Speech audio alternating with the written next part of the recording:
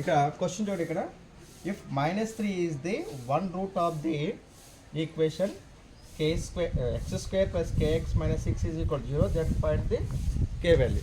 ఓకేనా? ఇప్పుడు ఈ యొక్క క్వాడ్రాటిక్ ఈక్వేషన్కి -3 అనేది ఒక రూట్ ఆట, అంటే x ఈజ్ ఈక్వల్ టు -3 అన్నట్టే కదా. ఓకేనా?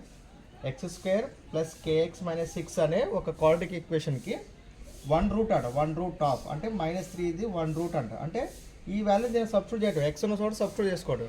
ఓకేనా?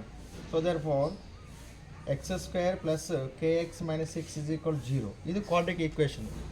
దీనికి ఒక రూట్ ఏంటి అంటే x ఈజ్ ఈక్వల్ ఎంత -3 ఇచ్చాడు ఒక రూటు. ఓకేనా? x ఈజ్ ఈక్వల్ -3 ఇచ్చాడు కదా. దీన్ని నేరుగా దాన్ని సబ్స్టిట్యూట్ చేసేసి సబ్స్టిట్యూట్ చేస్తే k వాల్యూ వచ్చేస్తుంది. ఎంత? -3 whole square plus k into -3 -6 is equal 0. ఓకేనా? -3 హోల్ స్క్వేర్ అంటే ఎంత? 9 -3k -6 ఈజ్ ఈక్వల్ 0 ప్లస్ 9 -6 ఎంత? +3 -3k is equal to 0. -3k is equal to +3 అవుతుంది, -3 అవుతుంది కదా. k is equal to -3/-3, minus cancel, 3 1 1.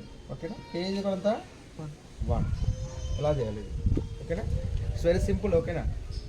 If -3 is the one root of x² plus kx minus 6 is equal 0, then find the k value అన్నప్పుడు ఏం చేయాలి?